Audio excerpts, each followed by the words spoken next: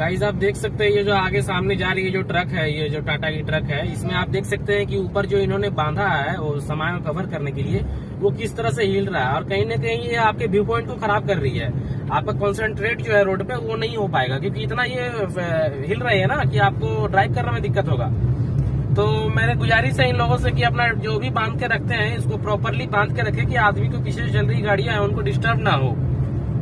ऐसे ही वीडियो के लिए हमारे चैनल को सब्सक्राइब करें और कमेंट बॉक्स में बताएं आपको क्या, आपकी क्या राय है इस विषय पे।